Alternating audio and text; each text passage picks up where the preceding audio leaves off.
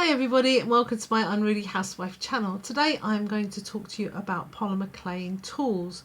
Now if you're a newbie, that's probably what you would type in to Google or to Amazon to find things to work with your polymer clay. But you know what, there are 10 other disciplines, 10 other crafts that you could research to try and find tools to use with polymer clay.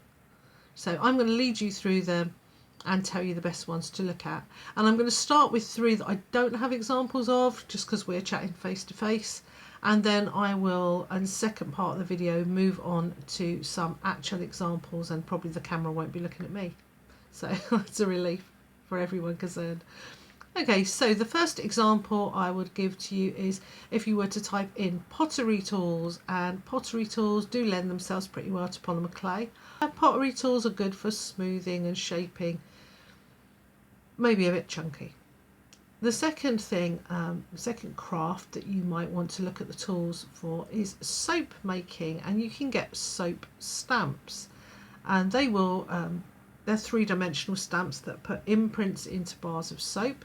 They can be quite pretty. I don't have any, but particularly when looking online, I've seen some really good ones that say handmade for you, that kind of thing. So that might come in handy you know, if you're looking for something different to buy, you could always type in soap tools, soap stamps. The third thing that is metal clay.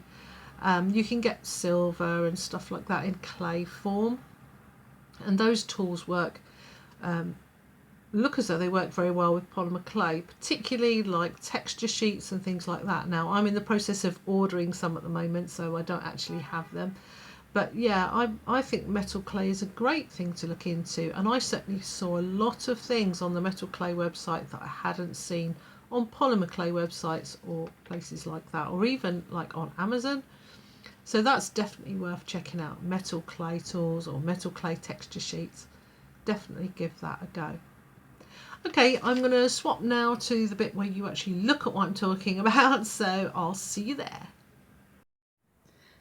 The first tools I'd like to look at in this part of the video, where we actually get to see the things, are tools for cake decorating and fondant icing.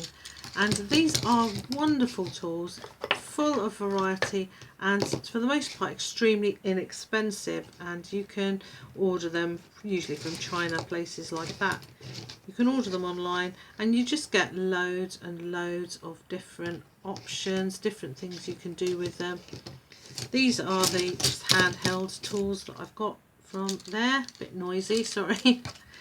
And then I've got texture sheets like this. They're not very flexible, but they are great. I mean, this one I use a lot. I use it for making, just cutting out little sections and making hinges for fairy doors, things like that. So it would be quite difficult to peel a big sheet of clay off it, I suppose, but it really is nice and clear and deep. And yeah, I highly recommend these. I've got like a little set of them. This is my favourite one, as you can see by how dirty it is. You can also get these wobbly, flexibly kind of texture sheets, and I think you put the sugar paste into them and let it dry or something, I don't know. But this one, I've put a very thin veneer of clay, which is just a chunk of clay I picked up off my table, through the pasta machine with this, because it's so soft, on the thickest setting. And look what a lovely deep texture you've got. Now you don't have to use a pasta machine, I just did that and I thought it came out so nicely. So yeah, and these again were an absolute bargain. They're so inexpensive to buy. Moving on, we've got these. Everybody's familiar with these, I imagine, the push cutters, and we all know what a great resource they are. And yeah, the holly one. Yep, they're wonderful. I'd really recommend those. And you can get some funny little moulds as well. And yeah, they're not the greatest thing on, but look, I mean, there's a bit of, I pushed a bit of scrap clay into one of these and it came out pretty well.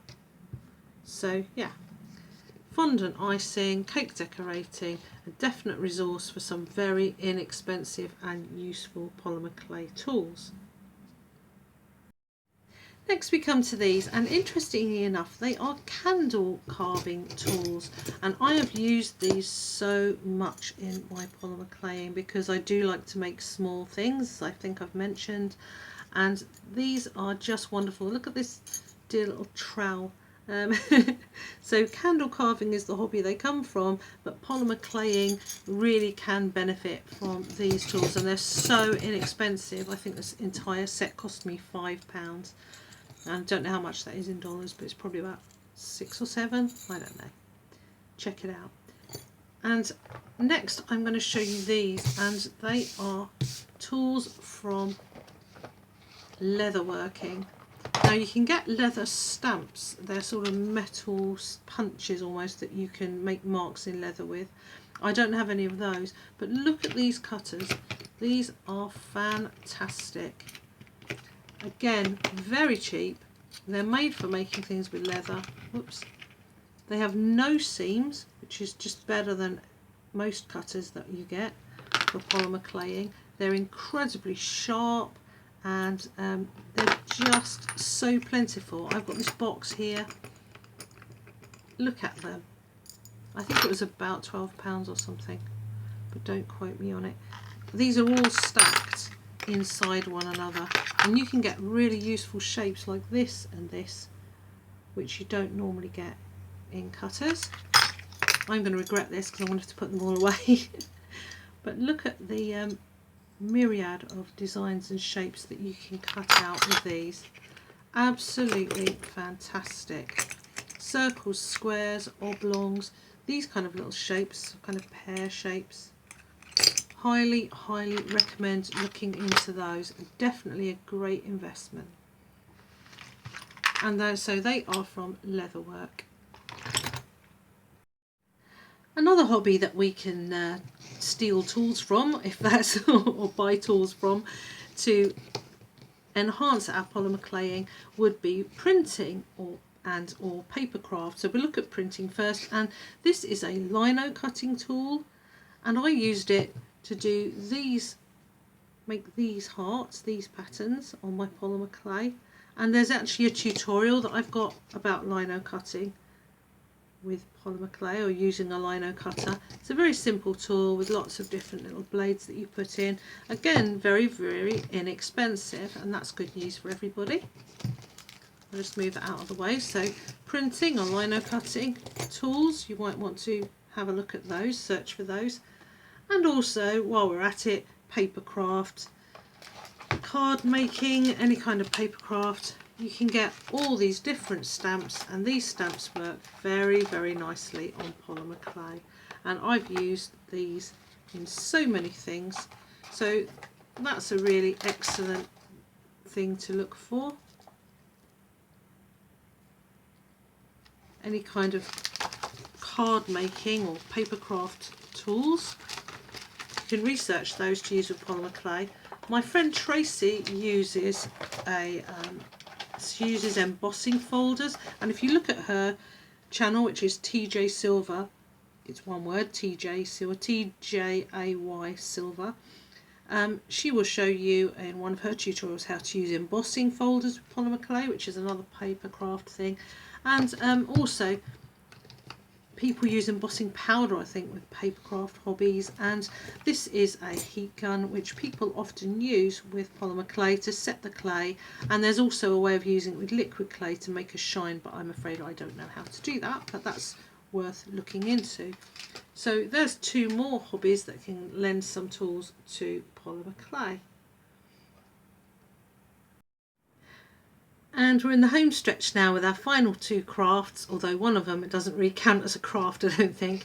This is the first one, and it's sewing. If you look at your craft supplies for sewing, if you have a look in those, you will see needles, and who does not make full use of their needle tool? This is mine. I've made an ergonomic handle out of polymer clay, and I really recommend that to everybody. So I think you've probably already thought of this, but yeah, you can go into the sewing section, and if you can get hold of some cheap buttons, or you've got some cheap buttons from old clothing or whatever, you can use those. This is representing a button. It's metal, I don't even know what it is, it's something old. you can use buttons to make texture tools. Cindy Leeds, your polymer clay tutor, does a very good tutorial on that, and I suggest you check that out. It's on YouTube. So yep, sewing is one of those crafts that you might look into. Maybe there's some other sewing bits that you could use with your polymer clay. I don't know. And last but not least is that thing I said to you isn't a craft. It's a shame that the 10th thing turns out to be a dud. Because it's not a craft, but dentistry. And I've managed to get these dental tools.